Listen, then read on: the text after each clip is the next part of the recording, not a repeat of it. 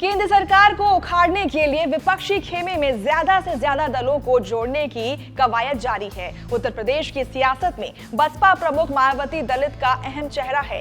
India गठबंधन में शामिल होने से मायावती अभी तक दूरी बनाए हुई है। समाजवादी पार्टी ने पिछले लोकसभा चुनाव बसपा के साथ गठबंधन में लड़ा था। मायावती की पार्टी को 10 लोकसभा सीटों पर जीत मिली। सपा 5 सीटों से आगे नहीं बढ़ सकी। राजनीतिक विश्लेषकों का कहना है कि सपा के साथ गठबंधन का मायावती को भरपूर फायदा मिला।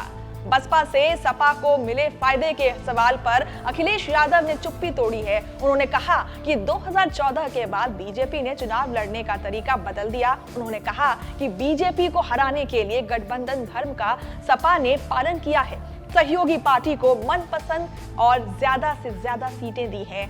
अब सपा एक बार फिर विपक्षी पार्टियों के गठबंधन में शामिल हुई है, इसलिए उन्होंने अन्य दलों को भी गठबंधन का हिस्सा बनने की अपील की है। अखिलेश यादव का संकेत मायावती की तरफ था। उन्होंने बसपा प्रमुख का नाम नहीं लिया, लेकिन इंडिया गठबंधन में और दलों का दरवाजा खुला रहने के संकेत भी दिए। बता दें कि सत्तारूढ़ दल भी एनडीए गठबंधन के नाम से चुनावी मैदान में उतरने जा रहा है। बसपा प्रमुख मायावती एनडीए खेमे में भी शामिल नहीं हैं। उत्तर प्रदेश से बीजेपी अगुवाई वाले एनडीए ने 80 सीटों को जीतने का लक्ष्य रखा है। पिछले लोकसभा में बीजेपी ने 62 सीटों पर जीत दर्ज की थी। सपा बसपा गठबंधन को मात्र 15 सीटों पर संतोष करना पड़ा था।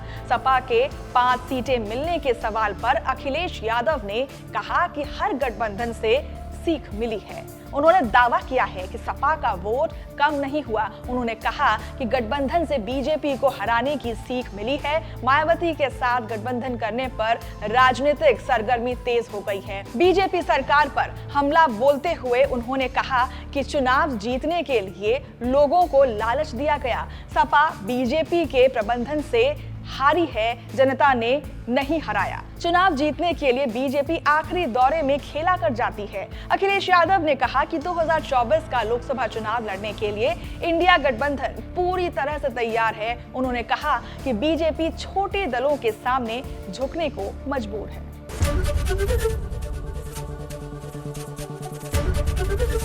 एबीपी गंगा, खबर आपकी, जुबान आपकी।